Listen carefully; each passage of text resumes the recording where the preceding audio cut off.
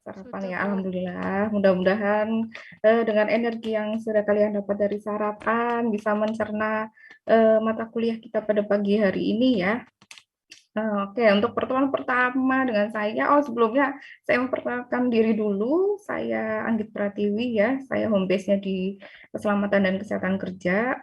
Masih seperti tahun lalu saya dapat amanah untuk mengajar ilmu biomedik dasar ya, khususnya mengenai fisika. Ada yang tahu nggak hari ini kita mau mempelajari tentang biomekanika. Biomekanika itu apa? Tugasnya kan sudah pada dikerjakan ya, sudah pada mengumpulkan. Biomekanika itu apa? Ada yang tahu? Ada yang mau menjawab dulu mungkin? Jadi kuliahnya santai aja ya, nggak usah tegang-tegang. Ada yang mau menjawab? Izin menjawab, Bu. Siapa? Mungkin raise hand dulu, biar saya bisa lihat.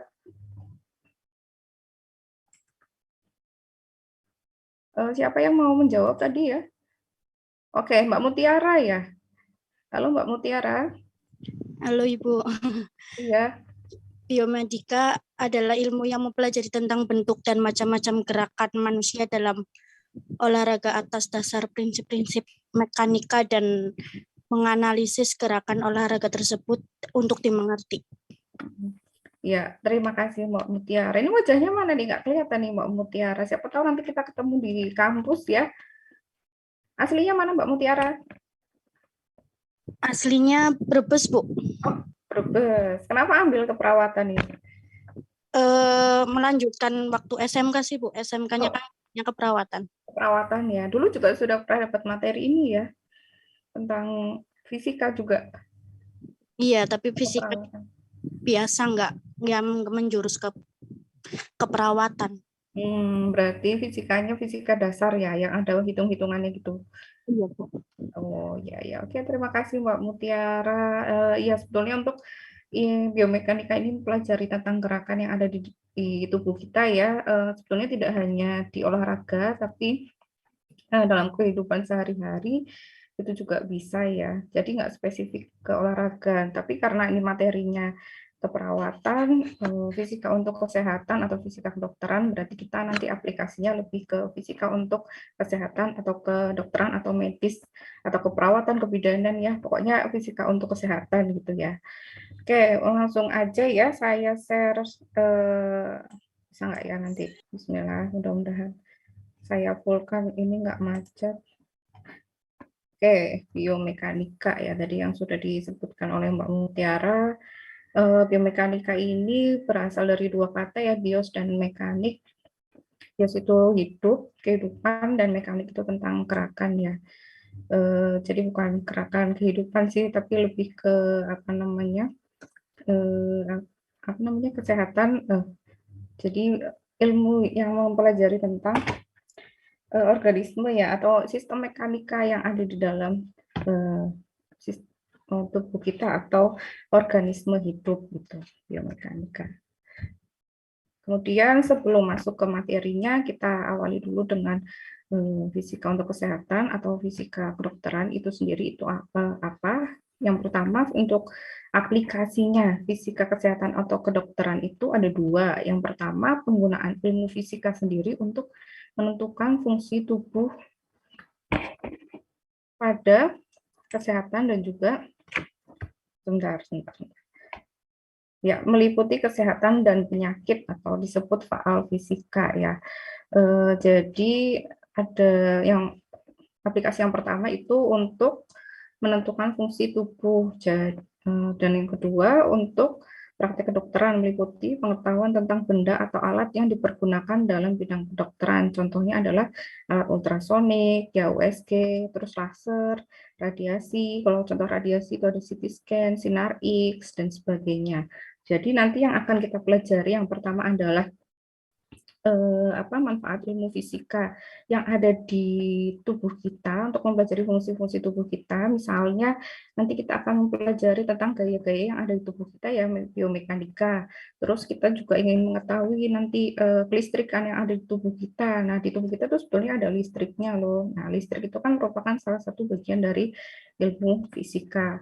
Kemudian nanti ada materi tentang biooptik ya, bagaimana gelombang cahaya dan juga bagaimana caranya kita bisa melihat suatu benda. Nah, itu salah satu penggunaan ilmu fisika yang untuk menentukan fungsi tubuh. Kemudian contoh yang lain mengenai panas ya, di tubuh kita kan kadang kita merasakan panas, dingin gitu. Nah, itu beberapa contoh dari penerapan ilmu fisika. Kemudian untuk penggunaan ilmu fisika dalam praktek kedokteran untuk alat, yang pertama tadi kan untuk fungsi tubuh, ya, yang kedua untuk alatnya. Alatnya ini bisa digunakan untuk mendiagnosa ataupun juga untuk terapi. Nah, untuk diagnosa ya contohnya tadi alat ultrasonik atau USG, terus laser. Kalau laser itu nggak bisa untuk diagnostik ya, tapi terapi ya. Kalau misalnya radiasi itu contohnya ya tadi adalah CT scan dan sinar X. Kalau sinar X itu kan alat yang digunakan untuk mendiagnosa dan sebagainya. Kemudian di dalam ilmu fisika itu kita perlu melihat juga pengukuran ya, pasti di sini di pengukuran nanti pengukuran itu sendiri. Oh, saya itu belum ganti. Aduh, ini sepertinya sebentar. Saya nggak usah fullkan aja ya, nanti biar. Nah, seperti ini aja ya. Kadang kalau misalnya saya full nanti malah nggak bisa berubah. Oke, jadi saya menggunakan yang dasar saja ya. Oke, lanjut untuk pengukuran. Jadi kalau misalnya pengukuran ini di dalam fisika sama ya, bukan pengukuran ini artinya apa untuk membandingkan suatu hal dengan benda yang dijadikan patokan ya pengukuran. Misalnya kita mau mengukur panjang benda kan kita harus punya alat yang sudah terstandarisasi gitu kan. Jadi biar kita tahu oh panjang benda ini berapa sih gitu. Itu pengukuran dalam fisika itu kita di dalam biomedis atau biomedis dasar ya di fisika ini nanti kalian juga akan melakukan pengukuran. Nah, pengukuran yang menggunakan prinsip-prinsip fisika contohnya misalnya pengukuran tekanan darah ya, itu kan tekanan darah itu kan kita nggak bisa hanya mencet-mencet bagian tubuh ya, jadi kan kita membutuhkan alat untuk mengukur tekanan darah. Alatnya apa namanya untuk mengukur tekanan darah? Ada yang tahu nggak? Pasti tahu, pasti sudah paham ya, yaitu tensimeter atau spektrometer. Iya, betul Mbak Dina. Terima kasih. Nah itu contoh-contoh dari pengukuran. Nah, selain tekanan darah, kita juga bisa mengetahui apa ya namanya, tekanan bola mata, terus detak jantung ya, sesuai dengan yang ada di slide ini ada ya, terus ada pulse rate ya, detak jantung pada pasien. Terus selain itu mengukur kelistrikan yang ada dalam tubuh. Nah, ini fungsinya apa? Untuk mencari korelasi dan juga menginterpretasikan hasilnya yang nantinya akan dibandingkan dengan prediksi teoritis. Nah, hasil dari pengukuran ini menggunakan sistem standar internasional. Contoh-contohnya di bidang kedokteran sudah tadi saya berikan contohnya ya. Nah, dalam pengukuran itu sendiri di fisika harus ada yang namanya besaran dan juga satuan. Ada yang tahu nggak besaran dan satuan itu apa? Nah, mengingat kembali nih waktu pelajaran SMA ya. Jadi besaran itu sesuatu yang dapat diukur dan punya nilai yang dapat dinyatakan dengan angka dan mempunyai satuan. Itu besaran ya, sesuatu yang dapat diukur mempunyai nilai. Nilai ini biasanya diwujudkan dalam angka ya, nilai angka yang dapat dinyatakan dengan angka dan memiliki satuan. Nah, pada saat pengukuran contohnya tadi tekanan darah, itu kan dihasilkan angka ya 120/80 misalnya yang normal. Nah, 120 dan per 80 itu harus dijelaskan itu apa. Nah, penjelasannya itu biasanya besar itu menggandeng dengan satuan. Gitu. Jadi satuan ini adalah pernyataan yang menjelaskan arti dari besaran. Jadi kalau misalnya besarannya aja atau angkanya aja itu kan nggak jelas ya, maka harus diperjelas lagi dengan satuan. Nah, proses pengukuran yang ada pada fisika itu bisa dibagi menjadi dua, pengukuran berulang dan pengukuran sekali. Nah, contoh dari yang ada di slide ya, pengukuran berulang itu adalah per detik, per menit, per jam atau sebagainya. Contohnya adalah nilai pernapasan rata-rata yaitu 15 per menit atau denyut nadi kurang lebih 70 per menit. Ya, meskipun di beberapa buku ada yang menjelaskan mungkin denyut nadi itu 70 atau 80 per menit ya.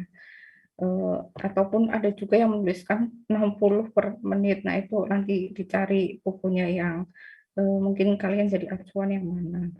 Kemudian ada pengukuran sekali, ini cukup dilakukan satu kali. Contohnya adalah mengukur potensial aksi pada sel saraf. Nah, itu nanti akan dijelaskan pada materi biolistrik. Kenapa sih kita perlu mengukur potensial aksi pada sel saraf? Nah, pengukuran berulang ini kenapa sih? Karena di setiap kali pengukuran nanti pasti akan memperoleh hasil yang berbeda. Maka perlu dilakukan pengukuran berulang. Kenapa? Karena biasanya pada saat pengukuran itu mediumnya atau medium yang diukur ini adanya variasi. Misalnya pernafasan itu kan pada saat kita menghirup bisa saja volume gas yang kita hirup itu berbeda ya pada saat sekali menghirup, kemudian 2 kali menghirup, nah volumenya itu pasti berbeda, makanya perlu dilakukan pengukuran berulang. Nah, kalau misalnya denyut nadi juga sama, perlu dilakukan pengukuran berulang untuk menghasilkan pengukuran yang akurat. Gitu. Kemudian setelah dilakukan pengukuran, nanti kita catat hasil dari pengukurannya yang dikasih nama registrasi ya.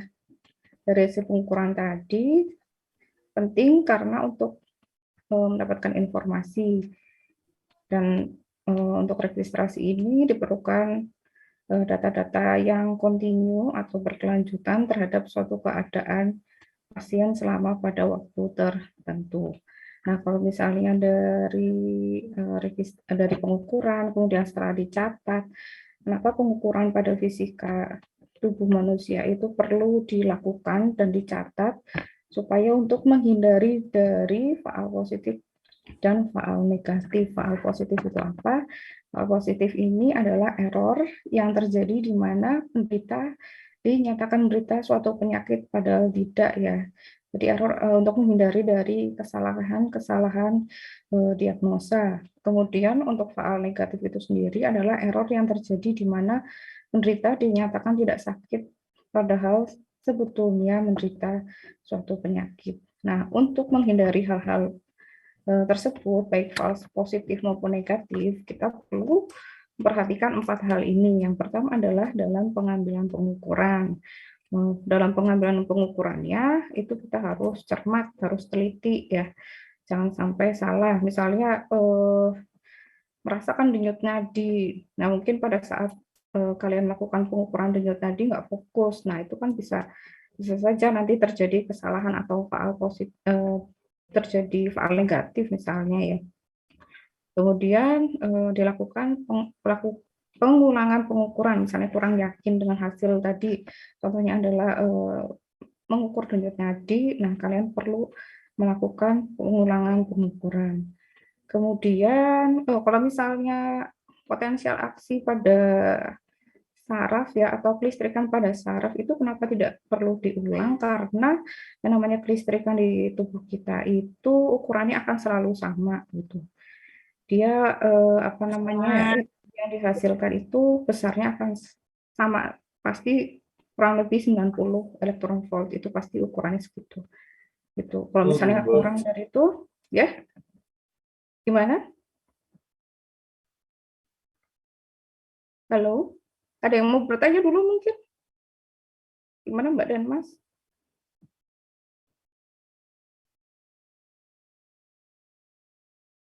Belum? Ya udah, saya lanjut lagi. Nanti kalau misalnya ada yang mau ditanyakan boleh raise hand ya. Ya, baik, Bu. Ya, oke, terima kasih. Kemudian untuk menghindari false positif dan negatif, yang ketiga adalah penggunaan alat yang dapat dipercaya. Selain dapat dipercaya, itu harus dicek dulu kondisi alat yang akan digunakan ya, jangan sampai alat yang digunakan itu sudah rusak ya. Kemudian jangan lupa juga dilakukan kalibrasi atau dilakukan standarisasi lagi ya terhadap alatnya gitu, karena beberapa alat kalau misalnya sudah dilakukan untuk pengukuran berkali-kali biasanya hasilnya tidak akurat ya. Kemudian ini adalah skema dasar dari pengukuran.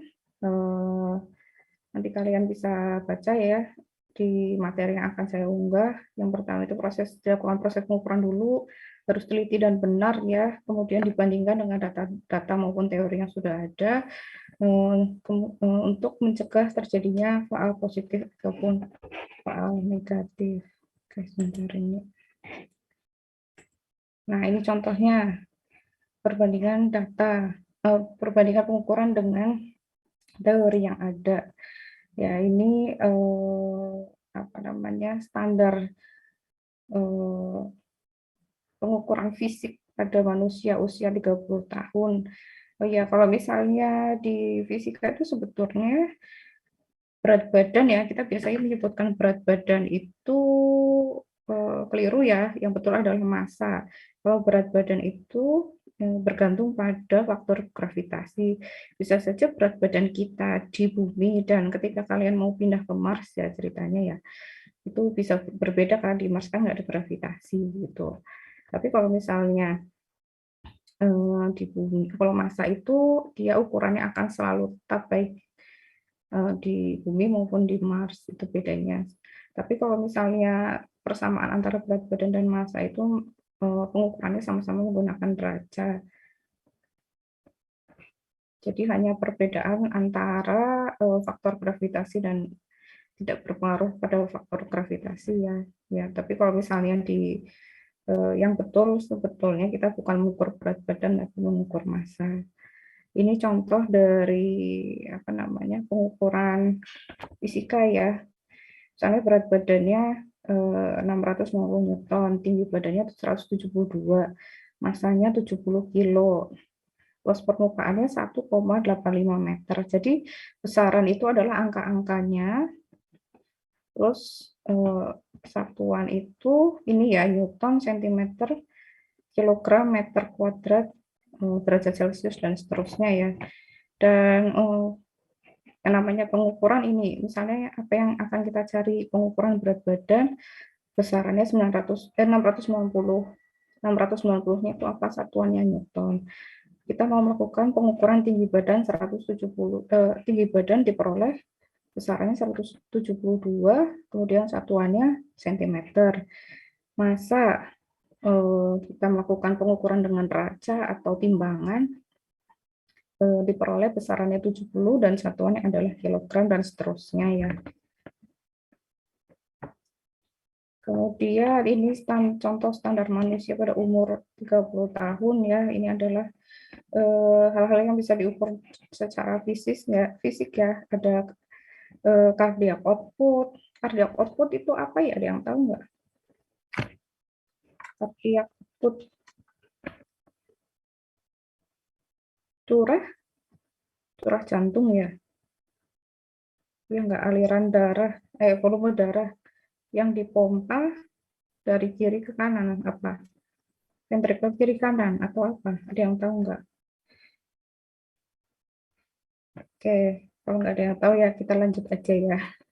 Kemudian untuk pengukuran tekanan darah dengan menggunakan alat tensimeter atau sphygmomanometer ya, diperoleh hasil pengukuran besarannya 120/80, satuannya adalah milimeter Hg. Kemudian detak jantung ya 70 detak per menit. Kemudian ada kapasitas paru, kapasitas total paru itu 6 liter. Kapasitas vital itu 4,8 liter dan seterusnya. Nanti bisa kalian baca. Oke, sampai sini ada yang mau ditanyakan dulu? Apa sudah bingung? Sudah? Belum ada, Bu. Belum ada yang Belum ada. ditanya. Oke. Kalau belum ada, kita lanjut ke materi selanjutnya ya, biomekanika. Bu, mohon maaf kalau Ya, ya ini saya maafkan. Ya, kencang, bisa gimana? Bu. Gimana? Jangan cepat-cepat. Oh, jangan cepat-cepat. Iya, iya. Ya, baik. Terima kasih, Mas. Mas, siapa tadi Ya, namanya Rizal ya? ya. Ya, oke. Ya, saya pelankan, Mas. Memang saya ngomongnya cepat ya, Mas. Iya, iya, ya, saya coba ya. Untuk materi selanjutnya, kita akan bahas tentang biomekanika. Biomekanika itu nantinya yang akan kita bahas itu ada 5 pokok bahasan. Yang pertama, hukum dasar dalam biomekanika. Sebentar, tugasnya kemarin ini belum dibahas ya, hukum. Belum ada pertanyaan tentang ini ya, hukum dasar dalam biomekanika ya. Nggak ada, Bu. Adanya hukum Newton kemarin yang Oh ditanyain. iya, nah itu hukum dasarnya dalam biomekanika ya. Ada hukum Newton 1, 2, dan 3. Enggak. Terus nanti gaya-gaya pada tubuh dan di dalam tubuh. Selain itu ada analisa gaya dan kegunaan secara untuk klinis, itu apa saja, contoh-contohnya, aplikasinya ya, dan juga ada pusat gravitasi tubuh. Pusat gravitasi tubuh baik laki-laki maupun perempuan itu berbeda-beda ya. Dan juga posisi ketika kita duduk, ketika kita berdiri, terus ketika kita mengangkat beban, itu pusat gravitasi itu berbeda-beda. Jadi ini istilahnya apa ya, refleks dari manusia ya, untuk menyeimbangkan diri gitu, sesuai dengan posisinya. Kemudian ada keseimbangan labil dan stabil. Nah, ini masih ada kaitannya dengan pusat gravitasi tubuh. Jadi aplikasi biomekanika pada materi hari ini nanti bisa kalian lihat ya, ini banyak sekali sih aplikasinya tentang gaya-gaya ya yang ada pada tubuh maupun dalam tubuh, dan juga nanti aplikasi dari gaya itu sendiri pada alat-alat kesehatan seperti apa. Oke, mungkin kita langsung mulai aja. Tadi sudah disebutkan ya, mekanika itu adalah salah satu cabang ilmu fisika yang pelajari gerakan dan perubahan bentuk suatu materi yang diakibatkan oleh gangguan mekanik, baik tekanan ataupun benturan, atau yang disebut dengan gaya. Mungkin kemarin juga beberapa dari kalian menjawab gaya itu adalah tarikan ataupun dorongan ya, yang dapat menyebabkan suatu benda itu bisa bergerak. Itu juga boleh, jawabannya kurang lebih sama ya, pengertiannya atau pemahamannya. Kemudian dalam beberapa cara ini banyak sekali gerakan tubuh yang menerapkan prinsip-prinsip mekanika. Nah, contohnya seperti yang ada di gambar ya, ketika kalian sedang mengangkat benda. Atau kalau dalam keperawatan apa? Ketika nanti kalian mengangkat pasien, terus mendorong troli misalnya. Contohnya seperti itu ya. Atau membawa alat-alat kesehatan yang lain. Oke, lanjut. Mungkin kalau materi biomekanika ini yang kalian dapatkan waktu googling, itu kebanyakan tentang olahraga ya, yang kalian jawab. Ya kurang lebih sebetulnya sama sih, karena ilmu dasarnya sama ya. Tapi ya karena di kesehatan nanti aplikasinya atau contohnya lebih ke kesehatan ya. Kemudian berikut ini saya akan jelaskan dulu untuk definisi dari biomekanika. Ini ada beberapa definisi yang sudah saya tulis. Biomekanika itu sendiri tadi mempelajari gerakan ya. Secara ilmiah nanti ada gaya, perubahan, dan beban mekanik pada otot, tulang, dan sendi dari tubuh manusia. Nanti tumpuannya di mana nih kalau misalnya ketika mengangkat beban. Kalau misalnya di leher itu tumpuannya di mana, di kaki itu di mana tumpuannya, kemudian di lengan itu tumpuannya di bagian mana. Itu nanti ada pembagian kelas-kelas untuk tumpuan ya. pada saat membawa beban. Nah, nanti di slide paling bawah itu ada. Kemudian biomekanika ini sendiri ya, contohnya ini yang ada di gambar tuh ketika mengangkat pasien. Yang betul seperti apa sih sebetulnya pada saat memindahkan ini kan ada yang langsung dengan menggunakan tangan atau mengangkat dengan menggunakan ini ya apa sih namanya spray atau apa nih yang seperti di gambar gitu ya. Nah, biomekanika ini definisi yang selanjutnya mengukur kekuatan dan ketahanan fisik manusia dalam melakukan pekerjaan tertentu dengan sikap kerja tertentu.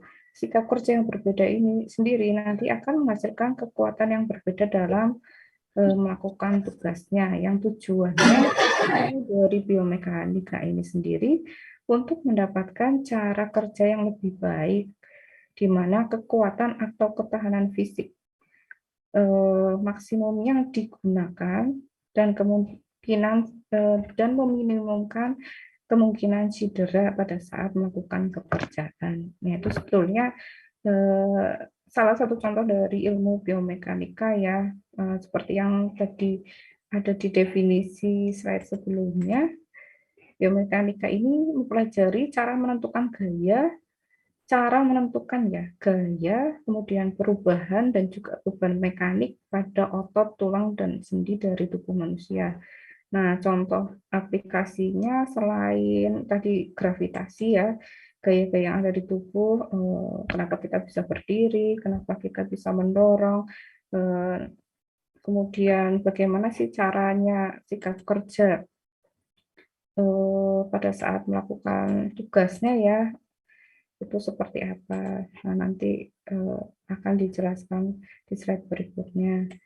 Kemudian sesuai dengan tugasnya, ini jawaban dari tugas kalian ya. Hukum dasar biomekanika adalah hukum Newton pertama. Ini kayaknya ada yang nyoret ya, atau nih siapa yang coret-coret nih. Oke, hukum dasar biomekanika yang pertama adalah hukum Newton 1, sambil ngecek jawaban yang kemarin ya. Hukum Newton 1 ini menyebutkan bahwa sebuah benda yang diam akan tetap diam dan yang bergerak lurus peraturan akan tetap bergerak lurus peraturan selama tidak ada resultan gaya yang bekerja padanya atau tidak bisa dikatakan tidak ada pengaruh gaya di luar benda tersebut gitu. Jadi misalnya sebuah batu dia ditaruh di bawah, ya kalau misalnya nggak kita dorong atau kita tidak berikan gaya, dia akan tetap diam, ya kan? Kecuali kalau kita dorong, terus pada saat kita dorong batunya, dia akan tetap bergerak lurus beraturan, kecuali pada saat batu tersebut kita dorong terus dia menggelinding ya, terus kita tahan dengan satu benda, nah itu berarti kan kita memberikan pengaruh. Kalau misalnya tidak kita ganjel si batu itu ketika menggelinding, berarti dia akan tetap bergerak lurus beraturan gitu. Jadi intinya di hukum Newton ini kalau misalnya kita tidak memberikan pengaruh gaya pada suatu benda, dia akan tetap diam, ataupun ketika kita sudah melakukan pengaruh gaya pada benda yang diam itu, maka dia akan tetap bergerak lurus sesuai dengan gaya yang kita akan berikan. Tuh. Kemudian untuk penjelasannya lagi deh supaya nggak bingung ya, hukum pertama Newton ini akan menyatakan keadaan keseimbangan sebuah partikel sebagai persyarat sebuah benda berada dalam keadaan keseimbangan. Sebetulnya hukum dasar biomekanika hukum Newton pertama ini menjelaskan nama lainnya adalah hukum inersia atau momen kelembaman ya. Nah, inersia atau kelembaban benda ini diartikan sebagai sifat atau kecenderungan suatu benda untuk mempertahankan keadaannya. Benda yang semula dia diam akan tetap diam, yang benda yang semula bergerak akan cenderung tetap bergerak selama tidak ada pengaruh dari gaya luar. Nah, ini contohnya, ketika kalian sedang berkendara menggunakan mobil, dan kemudian tiba-tiba mengerem, mungkin orang tersebut akan bisa terpelanting, padahal orang itu adalah inersia itu sendiri ya yang menyebabkan ke depan dan berlanjut walaupun bis telah berhenti. Sebentar kok jadi bis ya, ini mobil mungkin ya maksudnya. Jika seorang jadi gini, kalau misalnya kalian kan pada saat berkendara itu kan diam ya, terus jalan terus apa namanya, dia akan melakukan gerakan atau gaya yang beraturan dengan kecepatan yang sama ya. Jadi pada saat tiba-tiba kalian mengerem itu tubuh itu akan berusaha kembali ke posisi yang semula. Itu namanya momen kelembaman. Ada yang mau ditanyakan dulu nggak sebelum kita masuk ke slide selanjutnya? Mungkin contohnya selain itu ada yang mau memberikan contoh selain yang ada di slide ini? Kalau mendorong tembok itu masuk ke hukum Newton 1 apa bukan sih, Bu? Bukan.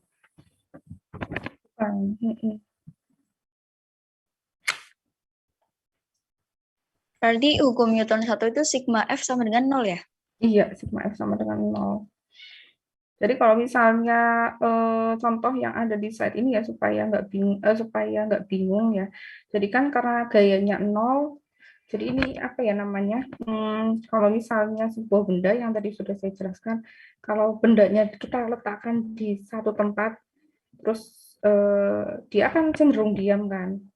Batu kita taruh di satu tempat, pasti dia akan diam aja. Tapi kalau batunya kita dorong, berarti kan sigma F sama dengan 0 karena batunya diam. Tapi kalau misalnya kita dorong batunya, kita berikan gaya, batunya itu kan akan terus menggelinding dengan kecepatan yang sama, ya kan? Paham nggak ya kira-kira? Bingung ya? Belum maksud. Yang mudeng. Iya, intinya jadi kalau misalnya suatu benda itu kita letakkan begitu saja, dia akan cenderung diam kan? Dia nggak akan kemana-mana, iya kan? Karena sigma F sama dengan 0, jadi kita nggak akan berikan. Jadi gini, gaya itu kan artinya tarikan atau dorongan yang menyebabkan suatu benda itu bisa mendorong atau menarik. Ya, kita lihat definisi gayanya dulu. Ya, gini, gaya itu tarikan atau dorongan yang bisa menyebabkan benda, gaya itu tarikan atau dorongan yang bisa menyebabkan suatu benda itu bergerak. Nah, kalau misalnya dari hukum Newton itu definisi ini kayaknya contoh yang ini nggak usah aja deh ya, lihatnya di sini aja. Hukum Newton yang pertama ini mana tadi definisi yang paling mudah ini kayaknya. Sebuah benda itu akan tetap diam dan bergerak lurus peraturan. Kalau misalnya suatu benda itu bergerak lurus peraturan, dia akan tetap bergerak lurus peraturan selama tidak ada resultan gaya yang bekerja padanya. Itunya. Iya. Jadi kalau misalnya benda kita letakkan gitu aja di suatu bidang yang lurus ya, dia akan selalu tetap diam dan berada di posisi itu. Kecuali kalau misalnya kita berikan gaya. Nah, kalau misalnya kita berikan gaya, berarti kan ada jumlah gaya yang lain yang bekerja pada benda itu. Paham nggak? Mumet lah. Iya, pokoknya gitu deh. Jadi, ya pokoknya intinya gini, benda itu kalau misalnya diem, dia diem. Tapi kalau misalnya dia bergerak, dia akan selalu bergerak dengan kecepatan yang sama. Intinya seperti itu ya. Bergerak dengan kecepatannya konstan ya, Bu? Iya, konstan, ya betul. Ya pokoknya gitu ya. Ini kayaknya contohnya akan saya ganti deh biar kalian lebih paham gitu. Oke, lanjut aja ya, move on ke hukum Newton kedua. Kalau hukum Newton pertama itu tadi kalau misalnya dia diem-diem, kalau misalnya dia ada kecepatan, dia akan selalu bergerak pada kecepatan yang sama. Intinya seperti itu ya. Kalau misalnya hukum Newton 2 ini sudah mulai ada percepatan ya. Jadi apabila ada gaya yang bekerja pada suatu benda, maka benda itu akan mengalami suatu percepatan yang arahnya sama dengan arah gaya. Contohnya ini yang ada di gambar. Ketika kalian memberikan dorongan pada troli, nah berarti kan kita memberikan dorongan. Jangan lupa definisi dari gaya itu tadi adalah tarikan atau dorongan yang bisa menyebabkan suatu benda itu bergerak. Nah, dalam contoh hukum Newton kedua ini, kan kita berarti memberikan gaya ya, memberikan dorongan supaya benda itu bisa bergerak. Maka bendanya ini tadi si troli itu ketika kita berikan gaya dia akan bergerak ya nggak sih, berjalan, ada percepatannya yang arahnya sama dengan arah gaya.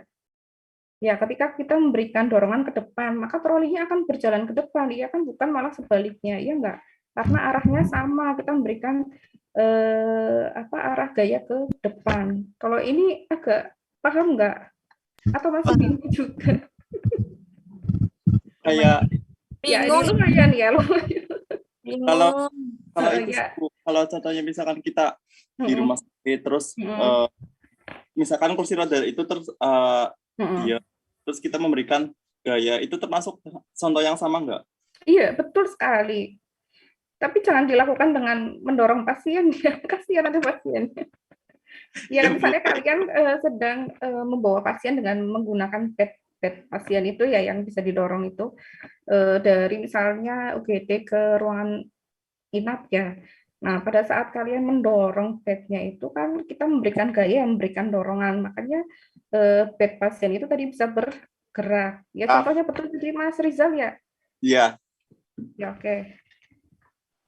Ya, betul sekali Mas Rizal. Terus gaya yang sama, misalnya kalian mendorong koper mau keluar negeri ya ceritanya. Membawa koper. Meskipun kopernya di belakang, tapi kan gaya yang diberikan, berarti kan bukan mendorong ya, tapi menarik koper ke belakang. Kembali ke definisi gaya. Gaya tadi tarikan atau dorongan yang bisa menyebabkan suatu benda itu bergerak. Nah, pada saat kita menarik koper, kan arahnya ke depan, maka kan kopernya ke depan kan, bukan ke belakang. Iya enggak? Iya, Bu. Paham enggak? Iya, aduh. Iya, Bu. Gimana?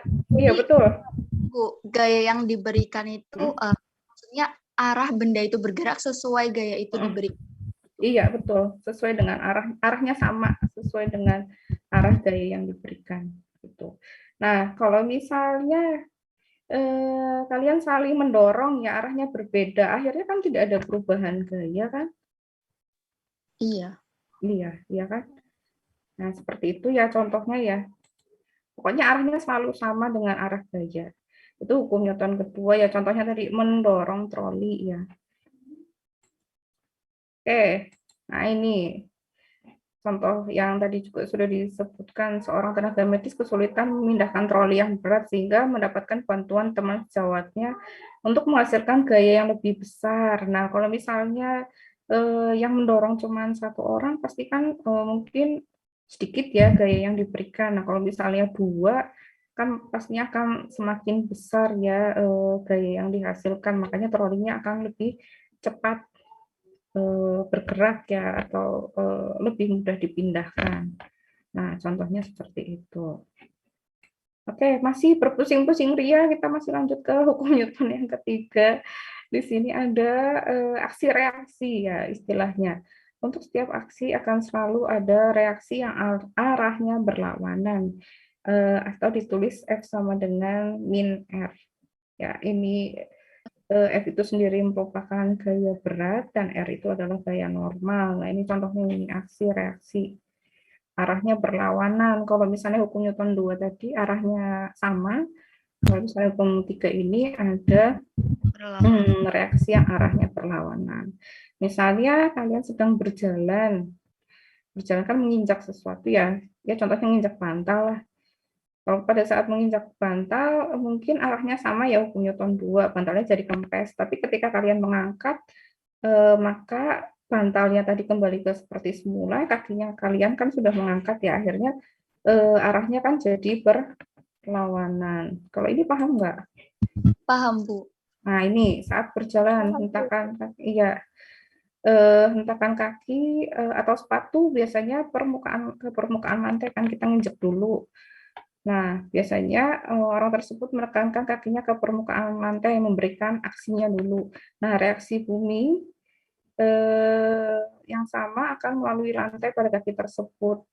Nah, pada saat menginjak memberikan aksi, pada saat kalian melepas itu memberikan reaksi. Ya, contohnya paling mudah memang menginjak bantal. karena ada aksi dan juga ada reaksi. Tapi jangan menginjak teman kalian ya, nanti ada reaksinya juga ya, itu berbahaya ya. Oke, selain hukum Newton 1, 2, 3 di tubuh kita itu nanti ada beberapa jenis-jenis gaya. Yang pertama ada gaya berat, gaya normal, dan gaya gesek. Ini soal nomor 2 ya, kalau nggak salah.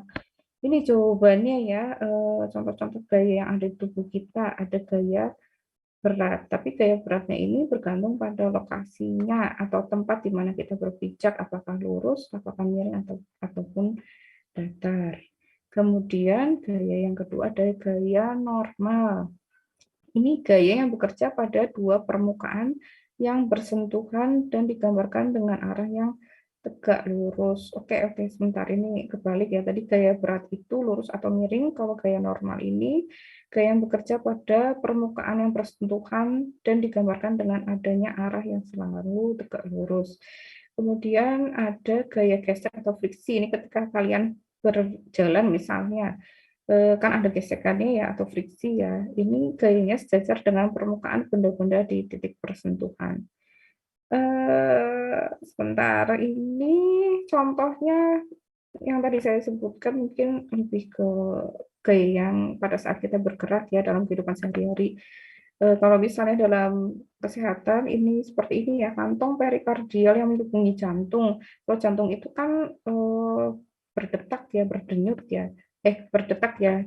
Dia itu kan apa namanya, pada saat jantung berdetak itu dia akan memberikan gesekan pada bagian-bagian yang ada di sekitarnya ya. Nah, supaya apa namanya, membrannya itu tetap terpisah dan tidak bergesekan dengan organ-organ yang lain, makanya perlu adanya kantong perikardial supaya tetap bisa apa namanya, melindungi jantungnya. Itu. Kemudian ada cairan sinovial, ini juga merupakan contoh dari apa namanya, untuk mengurangi adanya gaya gesekan atau friksi dengan cara bertindak sebagai pelumas atau penurun friksi. Jadi dalam tubuh kita itu sebetulnya ada banyak sekali gesekan ya, bukan dalam kehidupan aja, tapi dalam tubuh kita juga ada banyak gesekan. Nah, supaya yang namanya gaya gesekan itu kan lama-lama dia akan mengurangi apa namanya ya, istilahnya manfaat, mengurangi apa namanya, kondisi yang ada di dalam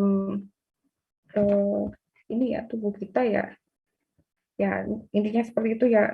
Kemudian supaya tidak apa namanya, semakin habis karena adanya gesekan tersebut, maka perlu adanya perlindungan dari kantong perikardial maupun cairan sinovial. Ini contohnya seperti yang ada di slide. Kemudian gaya pada tubuh dan di dalam tubuh itu sendiri, tadi kan gaya adalah tarikan atau dorongan yang menyebabkan pada terjadinya perubahan pada suatu benda ya. Gaya pada tubuh dibagi menjadi dua secara garis besar. Ada gaya yang bekerja pada tubuh, contohnya adalah pada saat menapak suatu objek atau mendorong suatu objek, dan gaya yang berada di dalam tubuh, tadi ada gaya otot, gaya friksi ya, atau gaya gesek dan sebagainya. Nah, di dalam tubuh itu sendiri ada 3 jenis gaya. Kita bahas dulu gaya yang ada dalam tubuh ya. Ada gaya gravitasi, gaya yang melalui pusat massa dari setiap segmen tubuh manusia. Besar gayanya ini adalah massa dikali percepatan gravitasi. Ya, ini gaya yang melalui pusat massa dalam setiap segmen tubuh manusia. Makanya apa namanya, ketika kita berada di bumi itu kan ada gaya gravitasi ya.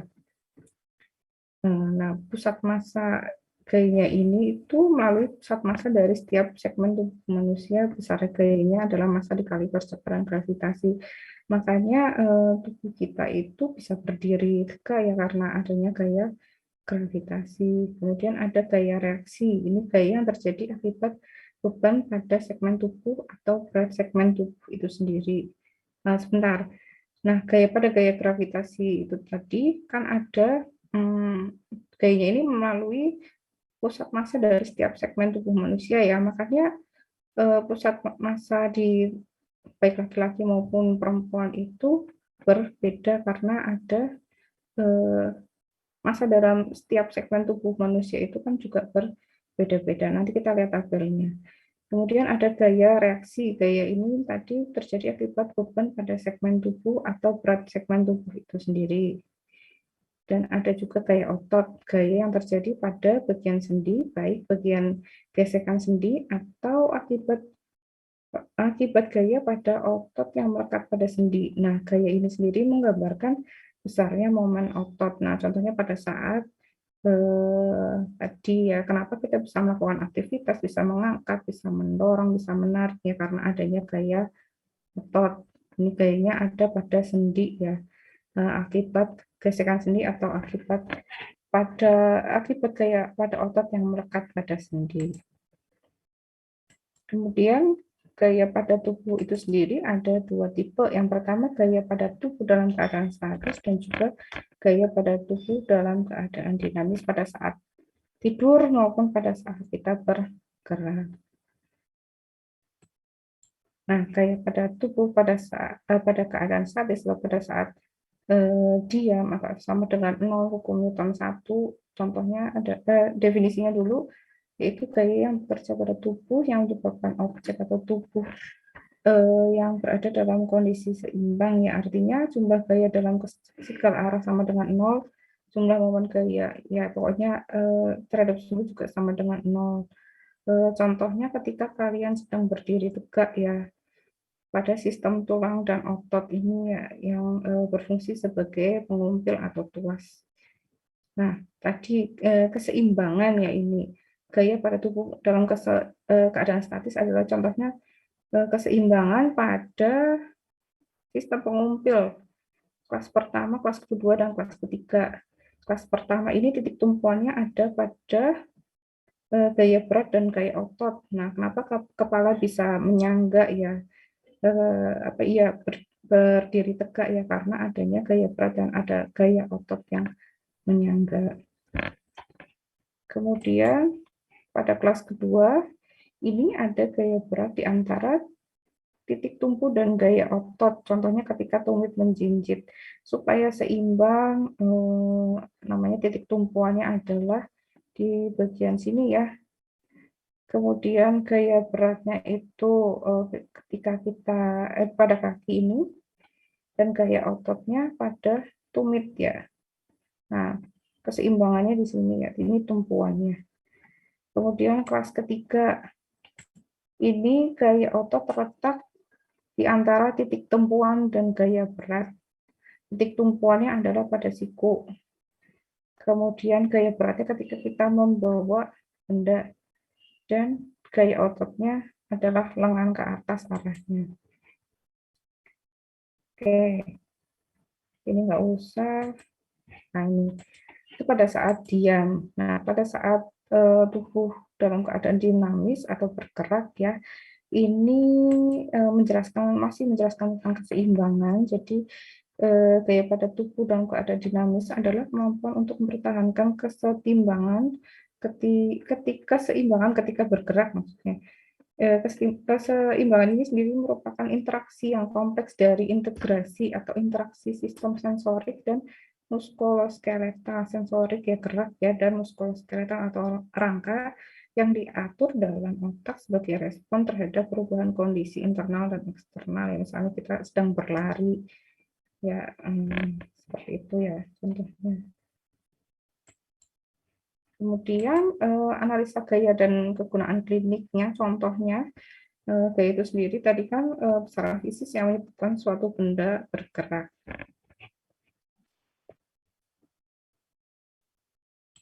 Nah, gaya yang bekerja pada suatu benda atau tubuh manusia itu sendiri bisa vertikal, horizontal, ataupun gaya membentuk sudut antara bidang horizontal ataupun vertikal. Nah, untuk gaya vertikal itu sendiri ya, gaya ke atas ya, dalam kegunaan fisik, kalau misalnya gaya yang tadi dijelaskan sesuai dengan yang di awal, slide-slide awal. Jadi untuk ilmu fisika biomekanik itu sendiri kan ada yang penggunaannya bagi faal tubuh ya, atau fungsi tubuh manusia. Dan yang satu lagi pada kegunaan klinis ya, contohnya pada alat-alat. Nah, ini yang di sini itu bagiannya sudah masuk ke analisa gaya dan kegunaan klinik. Untuk contoh pada kegunaan alat-alat klinik pada gaya vertikal itu sendiri adalah pada penggunaan traksi. Nah, ini traksi mungkin sudah jarang digunakan ya ini. Penggunaan traksi ada pada leher. Ini udah zaman dulu sekali ya mungkin ya. Nah, untuk gaya vertikal dan kegunaan klinik pada gaya traksi leher ini sendiri adalah yaitu apa ya, traksi leher ini menggunakan hukum Newton yang keberapa 3 ya, hukum aksi reaksi. Nah, apabila seorang berdiri di suatu benda, maka orang tersebut akan memberikan gaya atas benda tersebut, sedangkan benda yang tersebut akan memberikan gaya reaksi yang besarnya sama dengan gaya yang diberikan orang itu. Nah, ini hukum 3 ya, untuk penggunaannya adalah traksi pada leher. Kemudian hukum gaya horizontal dan kegunaan klinis. Nah, di sini ada 2 contoh ya. Yang pertama, kedua gaya yang bekerja pada sebuah benda dengan arah yang sama, maka total gayanya diperoleh sebesar S sama dengan F1 plus F2. Nah, kalau misalnya horizontal gaya yang kedua, ini gaya yang bekerja pada suatu benda dengan arah yang berlawanan total, maka gayanya adalah sebesar selisih gaya 1 dan gaya 2. Contohnya gaya horizontal supaya nggak bingung, nah ini ada penggunaan traksi leher ya. Ada arah tarik katrol, ini kan arahnya berlawanan. Ada yang ke sebelah kiri dan arah tarik ototnya ke sebelah kanan. Saya nggak tahu deh kalau misalnya di rumah sakit sepertinya sudah tidak menggunakan ini lagi ya. Untuk gaya traksi leher ini, karena tadi arahnya berbeda, beban yang diberikan ya, ini nggak boleh lebih dari 12 tons ya. Kemudian contoh penggunaan klinik pada gaya horizontal untuk traksi tulang. Oke, ini ya contohnya. Tadi yang pertama leher, yang kedua tulang. Ini arahnya juga berlawanan ya. Nah, pada contoh traksi tulang ini pemberat yang diberikan itu tidak boleh lebih dari 1/7 berat badan pasien. Ini contoh macam-macam traksi. Kemudian gaya membentuk sudut. Tadi kan ada 3, vertikal, horizontal, dan gaya membentuk sudut antara garis horizontal dan vertikal. Ini masih sama, nggak usah dibaca ininya ya, perhitungannya. Ini juga sama, contohnya adalah penggunaan traksi. Ini fungsinya untuk pada bagian tubuh yang mengalami fraktur ya, atau patah tulang ya. Nah, contohnya seperti ini ya, gaya membentuk sudut vertikal dan horizontal. Vertikal, horizontal, ini ada sudutnya. Nah, supaya kalau sekarang sih sudah menggunakan gips ya, udah nggak ada lagi. Saya nggak tahu nih di rumah sakit seperti apa, tapi sepertinya jarang ya yang menggunakan traksi ini. Nah, kalau misalnya traksi pada horizontal ini hanya beban yang perlu digunakan ini beban yang sebelah sini bawah dekatnya pad ini ya. Ini maksimal 5 kilo gitu. Jadi gaya horizontal bukan gaya horizontal, gaya bentuk sudut itu menggunakan hukum Newton 3 ya, ada aksi reaksi ya. Memberikan aksi, ini aksinya, ini reaksinya gitu. Dan arahnya berlawanan. Ini enggak usah. Kemudian kita langsung masuk ke pusat gravitasi tubuh. Nah, ini gravitasi tubuh itu adalah gaya tarik di antara 2 benda. Ya, contohnya berat badan ya. Berat badan ini sendiri merupakan gaya tarik bumi terhadap tubuh badan kita. Jadi gaya-gaya yang ada di tubuh kita kan banyak banget ya. Tadi ada gaya normal, gaya berat ya, terus gaya otot dan sebagainya. Nah, kalau misalnya di tubuh kita, pusat gravitasi tubuh itu bergantung dari berat badan ya. Berat badan itu sendiri merupakan gaya tarik bumi terhadap tubuh kita. Nah, gaya tarik bumi antara manusia dengan apa namanya, pusat gravitas. Jadi kenapa kita bisa berdiri ya, contohnya ya karena kita ada beratnya ya, dan memberikan reaksi pada ke inti bumi, ke inti bumi, ya, ke inti bumi ya, karena adanya gaya tarik bumi. Kemudian pusat gravitasi tubuh atau CG ini sendiri definisinya adalah titik yang dipakai gaya gravitasi tubuh yang merupakan bagian dari pusat massa. Untuk penentuan pusat gravitasinya sendiri ada beberapa cara ya. Yang pertama adalah menggantungkan objek pada titik yang berbeda. Tapi kalau pada manusia ini tidak mungkin dilakukan ya. Nah, ini nggak usah. Nah, kalau misalnya pada manusia paling ini berdiri di atas papan yang kedua ujungnya adalah timbangan. Ini juga di skip aja deh, langsung ke sini aja. Pusat gravitasi tubuh ini setiap segmen sesuai dengan posisi tubuh. Nah, kalau misalnya pada saat berdiri, pusat gravitasinya adalah di perut. Kalau pada saat membungkuk ya, ini pusat gravitasinya ada di sini, di bagian tengah tubuh kita ya. Ya, sama sih kurang lebih ya, sesuai dengan petanya. Kalau misalnya pusat gravitasi tubuh apa namanya, baik laki-laki dan perempuan itu kan tadi sesuai dengan berat badannya ya, berat relatif dari setiap segmen tubuh manusia. Baik laki-laki maupun perempuan mempunyai berat segmen yang berbeda nih. Bisa dilihat untuk bagian tubuh kepala, untuk pusat gravitasinya yang perempuan itu jauh lebih besar dibandingkan dengan yang laki-laki. Kalau misalnya yang punggung juga sama ya, yang laki-laki jauh lebih besar dibandingkan dengan perempuan. Nah, itu karena berat segmen dari laki-laki maupun perempuan itu kan berbeda ya. Nah, bisa dilihat di tabel ya. Kemudian materi yang terakhir itu tentang keseimbangan labil dan stabil. Nah, untuk keseimbangan labil ini terjadinya disebabkan karena garis pusat gravitasinya jatuh di luar dasar penyokong dan luas dasar penyokongnya terlalu kecil, itu labil. Makanya nanti di slide berikutnya ada contohnya keseimbangan labil itu apa. Kemudian untuk keseimbangan stabil ini bisa tercapai apabila benda dalam kedudukan kontak dengan dasar atau permukaan pijakan luas, kemudian pusat gravitasinya terletak rendah dan garis pusat gravitasinya terletak di dalam benda. Biar nggak bingung, kita lihat lagi nih keseimbangan tubuh. Nah, tubuh itu sendiri harus seimbang apabila gaya yang bekerjanya saling meniadakan dan tubuh tetap dalam keadaan istirahat. Kalau misalnya apa namanya, keseimbangan tubuh yang stabil itu bisa tercapai atau ditingkatkan ketika letak pusat gravitasinya direndahkan, misalnya pada posisi duduk atau tidur.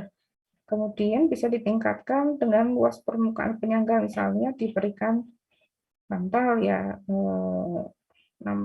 maaf ya, misalnya diberikan bantal ketika posisi tidur maupun duduk.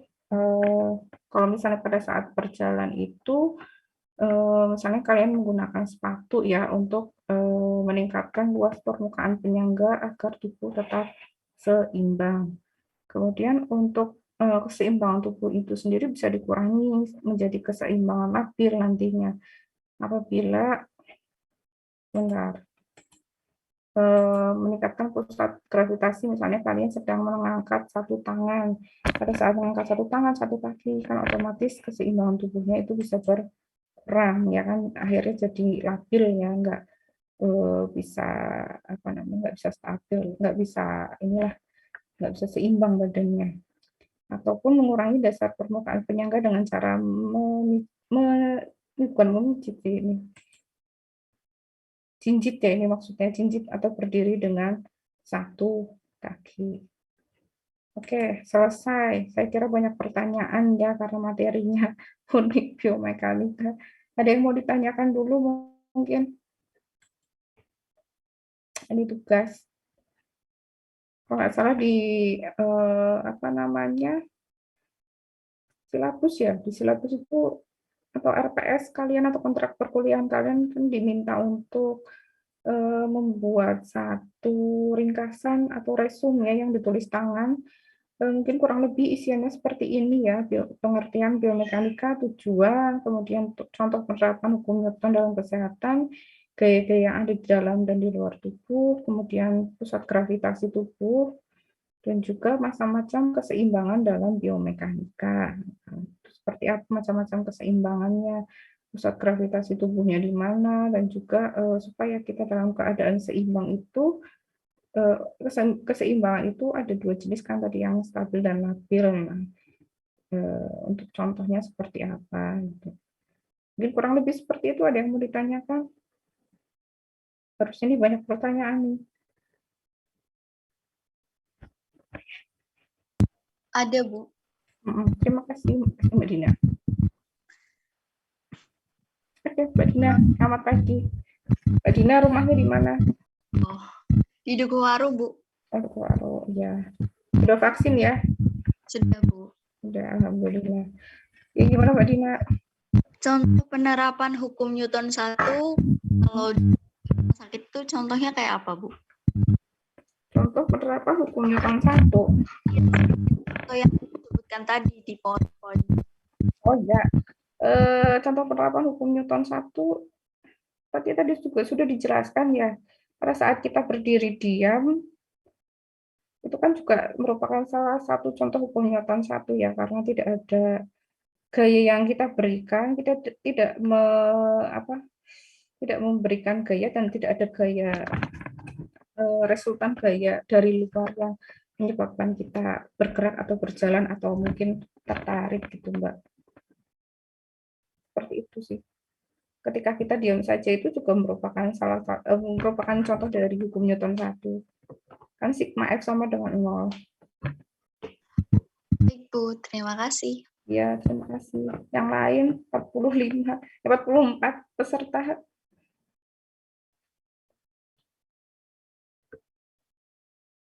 Halo, halo, halo.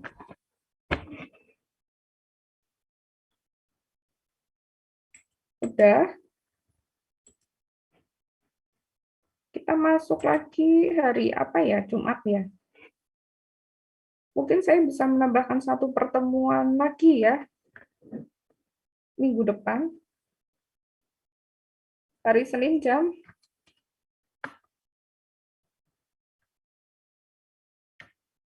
sampai jam 2. Ini siapanya tadi Mbak siapa ya? Oh iya, oke. Terima kasih Mbak Sri, jam 2 ya, insya Allah ya, nanti saya kabarin, mudah-mudahan sih kosong. Ya, terima kasih. Ada lagi yang mau ditanyakan mungkin? Saya kira pada bingung nih. Bingung semua. Halo. Boleh. Ada yang mau tanya? Saya izin bertanya, Bu. Boleh. Ini siapa dulu? Siapa dulu sih? Siapa dulu sih yang tadi tanya? Oh, oke. Mas Rizal lagi. Ya, nggak apa-apa. Monggo Mas Rizal. Sebelum melanjutkan materi yang lebih dalam lagi, saya mau bertanya, mengapa seorang perawat itu harus mempelajari mata kuliah ini, Bu? Dan kontribusinya itu apa, Bu? Terus nanti setelah kita bekerja, selain yang tadi Ibu katakan kayak membantu pasien itu menyangkut pautkan dengan gaya-gaya itu, apalagi ada contohnya lagi, Bu? Bisa diberikan contohnya, Bu? Terima kasih. Iya, sebetulnya ini penjelasannya kurang ini sih apa namanya, contoh mungkin saya kurang ya, kurang saya berikan contoh di slide yang saya paparkan. Ya tadi contohnya pada gaya, bentar. Ya, untuk aplikasi di bidang kesehatan, mungkin untuk biomekanika itu lebih banyak ke bagaimana cara mengangkat pasien yang benar ya. Tapi tadi tidak saya masukkan ya. Bentar, ini pada contoh gaya hukum Newton sih sebetulnya, hukum Newton 3. Nah, gaya pada tubuh dalam keadaan dinamis. Tapi kita pelajari dulu gaya pada tubuh dalam keadaan statis. Nah, ini belum saya share screen ya. Nah, harusnya masuk ke sini. Belum saya tambahkan contohnya. Nah, kita lihat dulu gaya pada tubuh pada saat kita diam itu sebetulnya ada, kalian perlu pahami untuk titik tumpuan yang ada pada tubuh kita. Dibagi menjadi 3 kelas ya, tadi kelas pertama, kedua, dan ketiga. Untuk kelas pertama ini titik tumpuannya ada kepala ya, di bagian tengah kepala. Kemudian makanya ketika kita mengangkat benda, itu bisa mungkin kepalanya nggak nunduk, tapi tetap tegak ya, ke atas. Kenapa? Karena kalau misalnya, kan gaya beratnya itu ada pada atas kepala ya, sesuai dengan gambar ya, mungkin kalian lihat ya, W, ini gaya berat. Kalau misalnya kita sedang mengangkat suatu benda, terus nunduk, kan otomatis gaya-gayanya itu malah bertambah ya, karena arahnya sama gitu. Nah, semakin berat malah nanti risiko cedera ketika kalian sedang mengangkat benda itu akan semakin besar. Oke, untuk yang kelas kedua, gaya berat ini diantara titik tumpu dan gaya otot ketika kalian menjinjit. Makanya ketika kalian sedang mengangkat pasien, nah itu sebisa mungkin kakinya enggak tegak lurus tapi menjinjit. Itu. Jadi beban yang diangkat itu nanti akan semakin ringan. Terus kalian juga perlu melihat pada gaya kelas ketiga ini, gaya ototnya terletak pada titik tumpuan. Titik tumpuan itu adalah di O ya, di O ini. Terus gaya beratnya itu di W. Nah, contohnya pada saat mengangkat pasien tadi, pada saat mengangkat pasien sebisa mungkin badan pasien itu bukan hanya pada tangan kalian saja, tapi harus badannya itu juga berada di titik tumpuan. Jadi nggak hanya dipegang di tangan saja gitu loh. Jadi badan itu sampai ke bagian lengan gini. Nih saya lihat gini ya. Mana tadi Mas? Nah, ini loh, ini kan jadi harusnya ada videonya nih biar gampang, dan harusnya kalau dulu sih dipraktekkan ya waktu di kelas ya. Jadi pada saat kita mengangkat pasien, kita melihat dulu gaya yang ada pada tubuh dalam keadaan statis. Kan pada saat mengangkat pasien kan gini kan. Nah, kita menjinjit, kakinya menjinjit, kepalanya tegak ke atas. Terus angkat pasien itu enggak hanya di tangan saja. Mungkin kalian bisa lihat, saya sedang ini ya mencontohkannya. Terus bukan di tangan seperti ini, bukan diterima, tapi bebannya sampai ke lengan sini. Supaya apa? Supaya bebannya ringan dan mengurangi risiko cedera. Mungkin seperti itu Mas Rizky, penerapan dari biomekanika. Tapi yaitu karena materinya dan contohnya belum saya masukkan, nanti saya perbaiki slide-nya supaya ada contohnya. Jadi kurang lebih manfaatnya seperti itu untuk mempelajari biomekanika. Gitu Mas Rizky. Rizal, Bu. Ya. Itu yang boleh memberikan tanggapan gimana? Oh ya, baik Bu. Terus kontribusinya apa Bu dalam medis atau dalam keperawatan, baik keperawatan, kedokteran, dan kebidanan? Nah, kalau kebidanan itu kan juga sama ya. Ketika misalnya pada saat melahirkan itu kan ngangkat bayi ya. Kalau ngangkat bayi itu diangkat gitu aja kan enggak ya, harusnya caranya gimana gitu. Kan pada saat biomekanika ini, pada saat kalian sedang gawat ya, kondisi gawat, kadang perawat itu sering kali lupa caranya mengangkat pasien yang benar. Ya nggak, pokoknya ini cepat, ini udah urgensi, cepat-cepat aja diangkat gitu. Padahal kalian itu nggak memahami bagaimana sih sebetulnya di tubuh kita itu ada keseimbangannya, ada apa namanya, gaya-gaya atau yang perlu diperhatikan untuk mengurangi risiko cedera itu tadi, Mas Rizal. Seperti itu ya. Mudah-mudahan bisa dipahami ya. Harusnya saya berikan videonya mungkin ya, biar lebih jelas. Mungkin saya akan share di Google Classroom. Sebetulnya poin pentingnya ada di situ sih. Tidak hanya kita mengukur berat badan, keseimbangan, dan sebagainya. Gitu. Itu ya Mas Rizal. Boleh tanggapan lagi deh.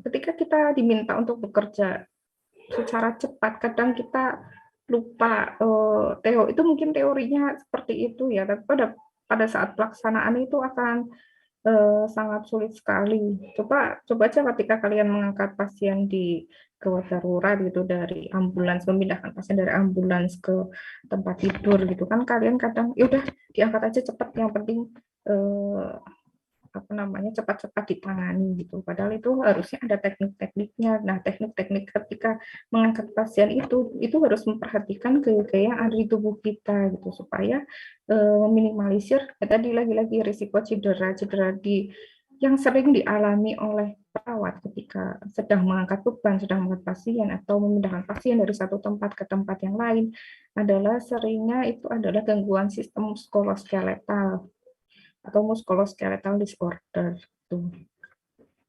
Gitu Mas Rizal. Paham nggak? Paham, Bu. Sungguh. Yakin? Dikit paham sih. Sedikit paham. Iya, mohon maaf sekali ya ini. Saya paham. Harusnya, iya, gimana.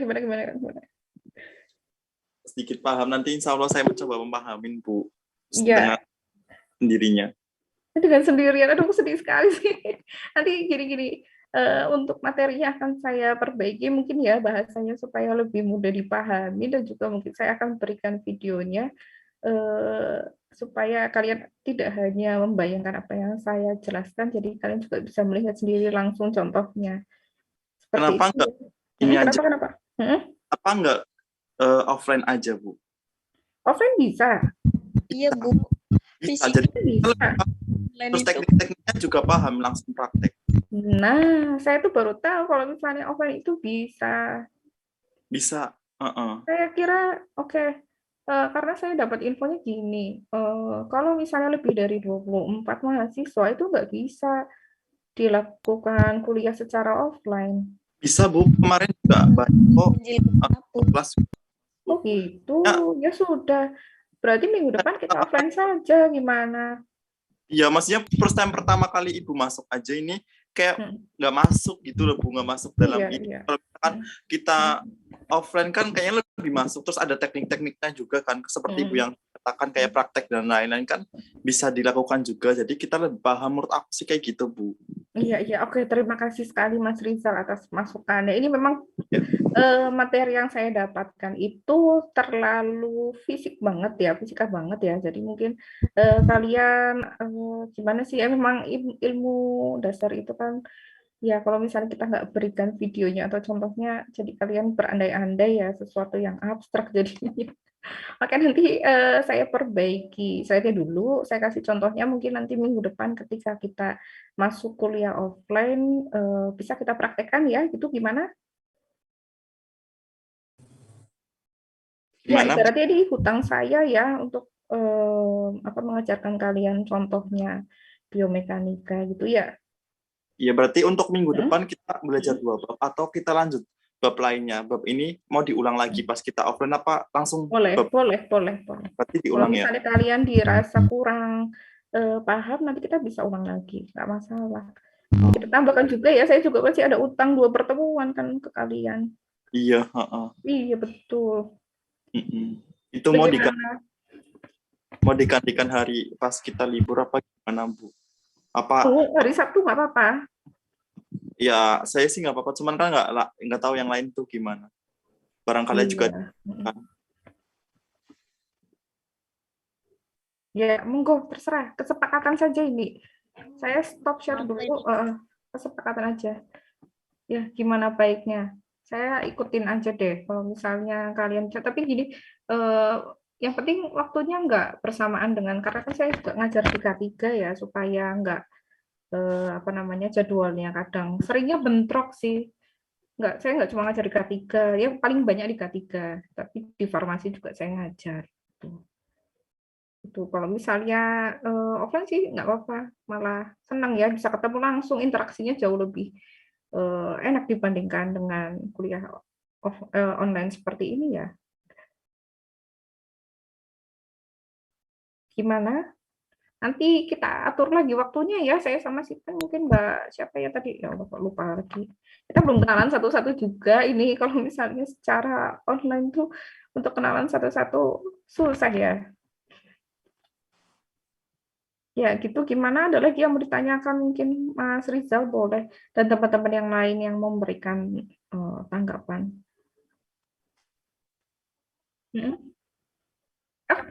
Astagfirullahaladzim. Iya, iya, ya karena saya terlambat juga ya tadi. Ya, terima kasih sudah mengingatkan. Ya boleh, ada lagi yang mau diskusi dulu? 5 menit lagi deh. Saya kira juga cukup, Bu. Berarti untuk planning minggu depan kita ini ya, Bu. Ya, kita perjelas lagi untuk materinya. Kita diskusi ya, diskusi ringan. Nggak usah takut, nggak usah khawatir ya. Pokoknya santai aja kuliahnya. Mungkin apa ya, sedikit banyak ini hanya memberikan informasi dan ilmu untuk teman-teman semua ya. Ya, semoga ilmunya nanti yang kalian peroleh bisa bermanfaat. Amin. Saya kira itu saja. Ya, cukup ya? Ya, Bu. Ya, terima kasih. Nanti saya share materi, saya perbaiki dulu. Kemudian saya share dan memberikan contoh videonya. Seperti itu, terima kasih semuanya sudah berpartisipasi untuk kuliah pada pagi hari ini. Tetap semangat menuju akhir pekan ya, nggak terasa sudah akhir tahun juga. Tetap jaga kesehatan, tetap jaga sesuai dengan prokes ya, nggak usah kemana-mana dulu ya akhir tahun. Saya kira itu. Terima kasih semuanya sekali lagi. Assalamualaikum warahmatullahi wabarakatuh. Terima kasih. Saya izin live ya. Ya, Bu.